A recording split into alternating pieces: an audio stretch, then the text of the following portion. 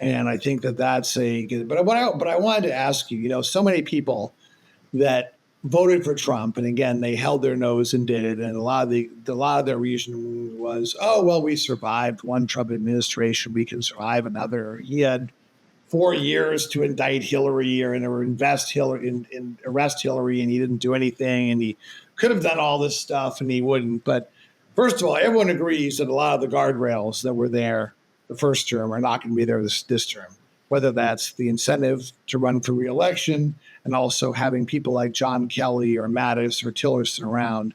You're going to have a bunch of enablers around now. So are you concerned at all that a lot of this stuff that people have said that now Trump, because there are no guardrails in terms of threats to democracy, in terms of dismantling the pillars of our system, our institution, are you worried at all about that? Or do you think that, don't worry, it'll all be fine?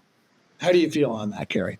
Well, it's not just me, but the American people trust Donald Trump more than the left on democracy. That was according to the bottom line is that's such a BS red herring stat, because the other side didn't incite an insurrection.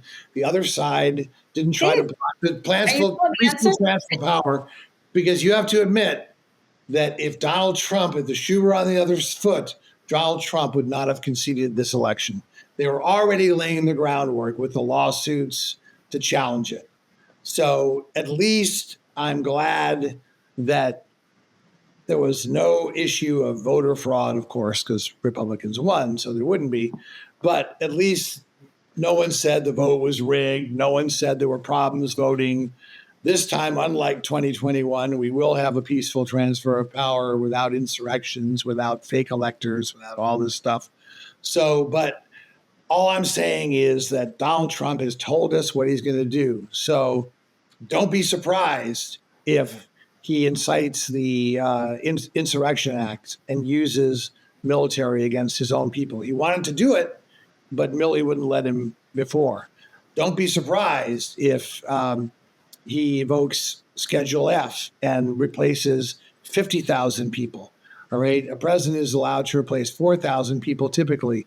Imagine 50,000 civil servants replaced with Trump loyalists and acolytes and basically, people that are going to pad the numbers. We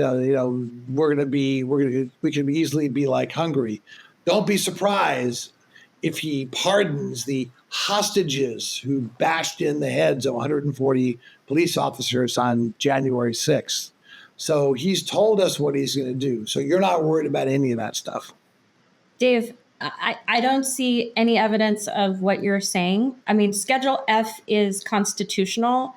The fact, again, we've talked about this, and even with Mandy, like the fact that a president has the right to reform its executive branch, and also the fact that Congress has been asleep at the wheel and allowed their power to be usurped by the executive branch. Well, that we anti-fascist, like that is. I have agreed with that. But my point is, so you have no concerns about any of this stuff. You think Trump 2.0 is going to be just like Trump 1.0 in terms of the guardrails, in terms of you're not worried about any of this stuff that I mentioned. So what's interesting to me is because you are an open-minded person. You travel the country. You speak to Trump supporters. I'm listening to what he says. But the thing is, he doesn't. He himself, I think he lashes out when he feels attacked. And the thing is, 62% of Americans, according to Quinnipiac, said that the Biden DOJ case against Trump was politically motivated. Well, so to me, that is actually a threat to democracy. The fact that Joe Biden was trying to throw his opponent in prison. But we're not democracy, Dave. Talking about that right now. And first of all, by the way. No, can I speak? You keep interrupting me, Dave. I love you, but Go ahead. No, but I thought you were done. Go ahead. I just sense, I understand that a lot of Harris supporters are upset, but I feel like part of why Harris lost is because of fear mongering and saying all these things that you're saying.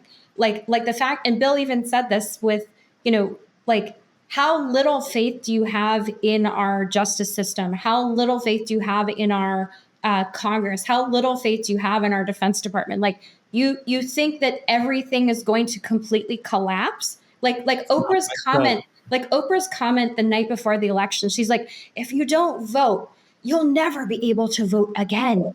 Like, that to me is so, like, that is like gaslighting people. I That's agree. I agree. And I just think that on this show here, let me respond. are, On this show, I've even said, people say, "Oh, our lives depend upon it." BS. You're going to go back to your $20 million house, Mrs. Hollywood celebrity, whoever wins, and you're going to be the same. But the point is, there are two things we need to consider. First of all, he tried this before. He told Jeff Sessions to arrest Hillary Clinton. And he said, "Mr. President, we have no evidence." He told Bill Barr 2 weeks before the 2020 election to arrest to arrest Joe Biden. And Barr says, we have no reason to do that. He told Mark Milley to use American troops on his own citizens. So this is stuff that he's tried before, but the guardrails that were there last time are not going to be there this time. He hasn't changed. Plus, he feels more emboldened. So I think it's a little naive for a lot of Trump supporters like you to feel and say, "Oh, don't worry about it. The institutions will hold." Plus, on top of that, you throw the immunity case of the Supreme Court, which is going to make him feel more emboldened. So I think it's very naive for anyone to think that he's not going to try to push the boundaries of our institutions. And that is something that all Americans need to be worried about it. And again, don't listen to me, listen to Donald Trump. This is what he said he has done. I am a very open-minded person. I have given him credit where it's due. I have criticized the other side where I think it's appropriate. But this is something that all Americans need to be concerned about because he has said it. And you can give me all these stats about what the American people think, and the polls say that Biden was actually worse. But no, it's like saying, well, Hillary Clinton never acknowledged that she disputed the 2020 election. She conceded the night of the election. Okay? Donald Trump still hasn't conceded his 2020 loss. I mean, it's again, masters of the false equivalency. Dave, here's the hard truth that I think a lot of Democrats don't want to understand. They are the reason Trump won.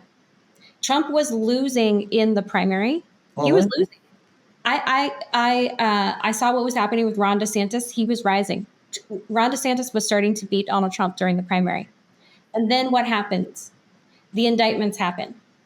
And like I said, 2/3 of Americans say those indictments were politically motivated. You literally had them changing the law in the state of New York to prosecute Trump. That's not blind justice.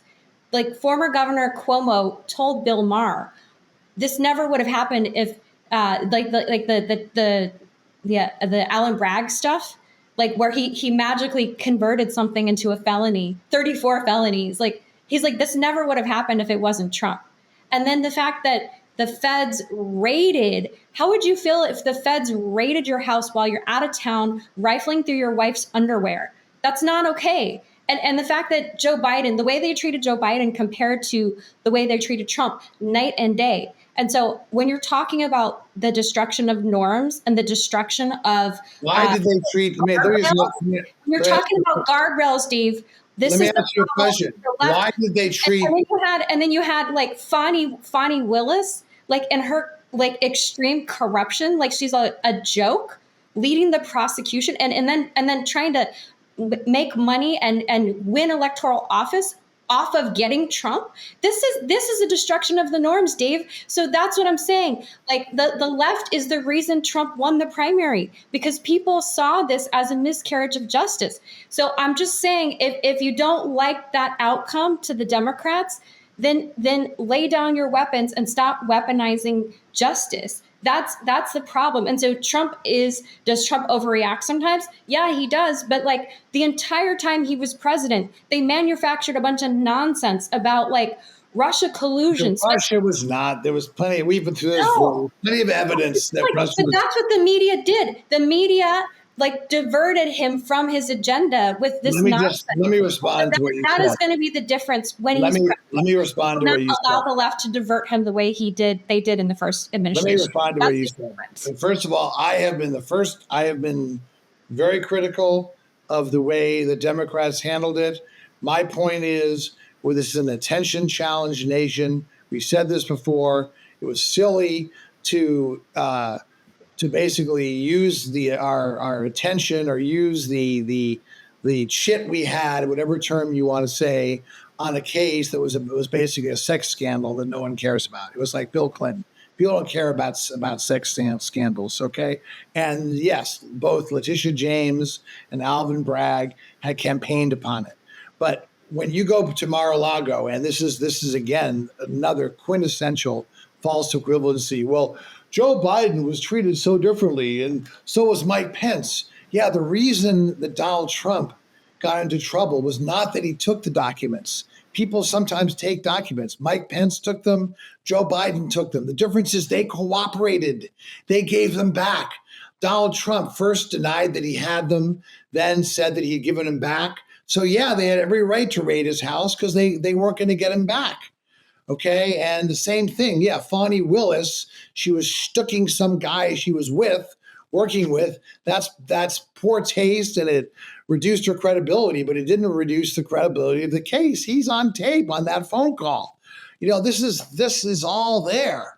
So the cases were good, but Merrick Garland, okay, gets my vote as the worst member of the Biden administration, because he had 4 years to bring these cases. He did nothing. He just sat on it, and then brought the least consequential case up first, and then allowed other judges to delay, on and on. So the administration made their own bet on that one. And Merrick Garland, he kind of reminds me a little of Bob Mueller. He's one of those guys, when you need to give an impassioned reason, he'll just read some dry statement. But the bottom line is, there was no question in terms of January 6th about what Trump did. But the bottom line is, people didn't care about it in the end. And I think the Democratic Party has to ask themselves, okay, despite all this stuff, why did the election turn out the way it did? And again, it goes back to what we said way back when, and that's why Biden was doomed after the debate. This election was going to be won by whatever candidate on whom it was not a referendum. And as soon as Biden had the debate debacle, it could not be anything but a referendum on him. As soon as Kamala wouldn't differentiate herself from Biden, it couldn't be anything but a referendum on her. I still thought, because Trump had a bad week at the end, or bad 2 weeks, I still thought she was going to pull out the blue wall states. So I was wrong on that one. I thought it was either going to be 270 or 276. I thought Nevada was the one state that I couldn't call. But it didn't work out that way, and the die has been set. I think people are accepting it. So we will see what happens. But I'm not trying to say the Democrats don't deserve a lot of blame for their own defeat. The writing was on the wall. They didn't read it. And again, Joe Biden, you need to take a long look in the mirror and ask yourself, if you were telling the country for months, this is the most important election ever, democracy's at stake, we can't let this man get back in, and you're so hubristic and selfish that you won't read the writing on the wall, and then the media and your own administration covers up your declining physical state. And by the way, Trump's state is declining too. You look at him now compared to 8 years ago or even 4 years ago, he's more addled and more confused than ever.